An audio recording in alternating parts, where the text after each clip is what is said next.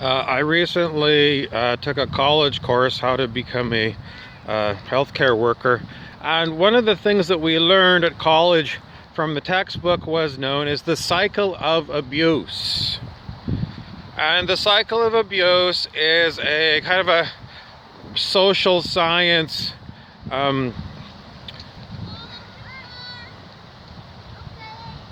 pattern that is mapped to this particular way of looking at abuse. And the idea is like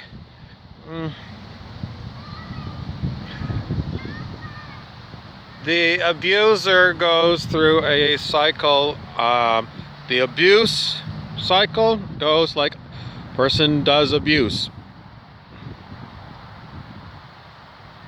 and then the person says to the person they abused, please forgive me, I'm sorry, take me back. Then there is what's known as the honeymoon period, when everything seems like everything's running so well together, no problems at all. And then there might be a building of tension leading up to another abusive episode, and it goes around and around and around and around and around, the cycle of abuse. So how do you know if the apparent cycle of abuse is volitional?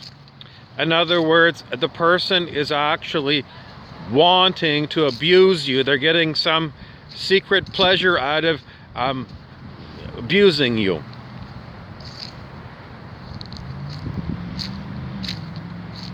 That's volitional. They're doing it because they know they're going to get off on it. It's going to make them feel the way they want to feel. But what if the person has been taken over by what spiritual guru Eckhart Tolle calls the pain body? And if you read The Power of Now by Eckhart Tolle, you will see that Eckhart Tolle, the spiritual master, says it's like becoming possessed, possessed like from a horror movie. The pain body comes and possesses you, and the pain body is a different personality than you. Same body, but the personality has changed. And the personality is quite likely demonic, which means if you were to test on the scale of human consciousness the person's regular personality, you get a number, and then you can test when the pain body attacks and the personality then. And I'm willing to bet that the person who has the pain body personality has got a different level of consciousness. Okay, so in Dr. David R. Hawkins' book Power versus Force, he gave us a lot of information about the scale of human consciousness. And we also understand that we are your separate kind of people, those of us that have read Dr. David R. Hawkins' works. We have specialized knowledge that we got from watching and reading a lot of Dr. David R. Hawkins. Are we Hawkins? Yes, we are the world's experts on Dr. David R. Hawkins. That's me. I am a worldwide expert on Dr. Hawkins because I have been deeply enmeshed in Dr. Hawkins' work for a very long time. And I have taken the information that he has presented and I've incorporated into my behaviors, the way I do things. I have changed because of listening to Dr. Hawkins. So if I'm a total quack, because of it, it was my choice. So I just want to keep reminding everybody that this information is designed to change the programming in your human biocomputer. On Dr. Hawkins' first book, Power versus Force, the subtitle is The Hidden Determinants of Human Behavior. The hidden determinants of human behavior. What makes people do what they do is hidden from you. What makes people do what they do is where they are on the scale of human consciousness.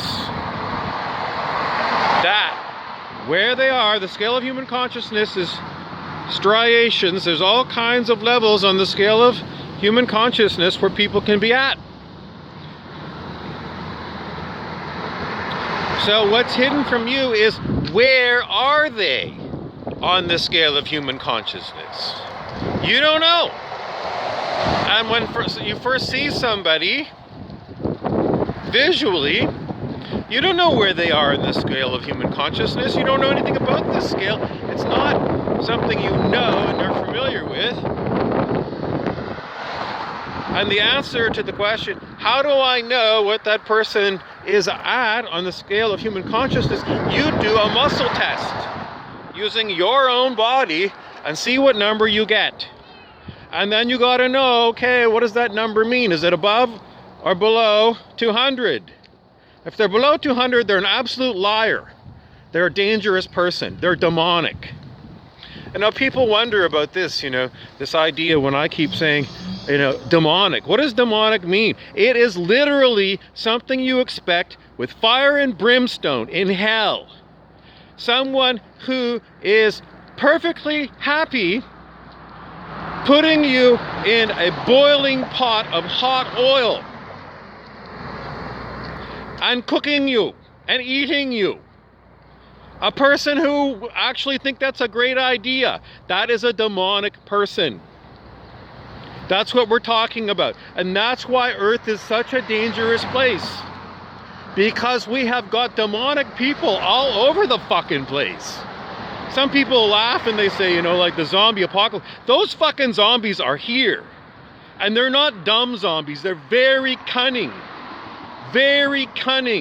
demonic people.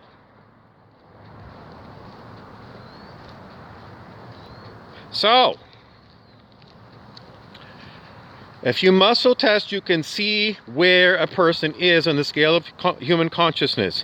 If the person you do a muscle test on calibrates at 540 or above, you're pretty much really safe with that person.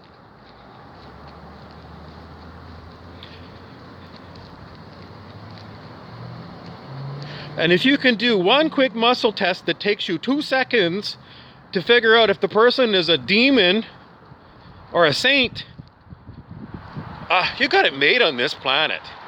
You got it made. You got a tool that you have right with you everywhere you go, the muscle test, and you can figure out things right away.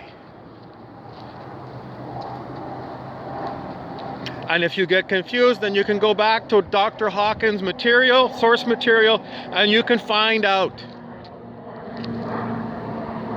Get more information and keep going back to, there's so much information. There's so much information, and it's totally relevant to you and your life.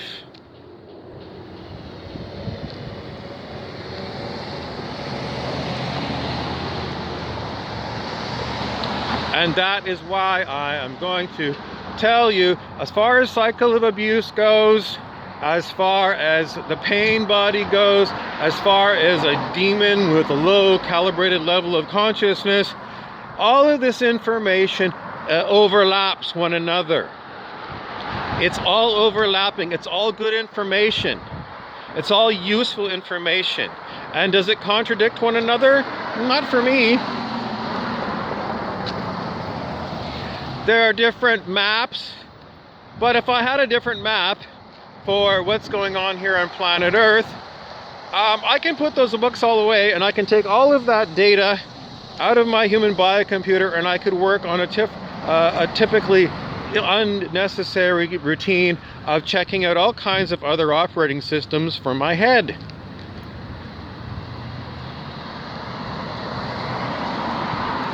But I did it anyway, because that's the kind of person I am.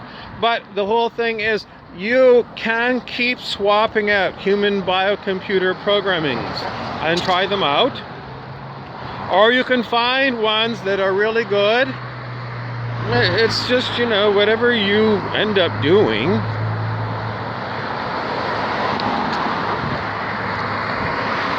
Would a Zen master study other kinds of things?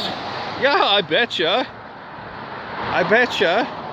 As somebody who was good in Zen, you know, maybe they were going to see the Roshi in San Francisco in the evenings, and in the daytime they were a computer programmer. Quite very possible. So, thank you for watching. Please subscribe and share.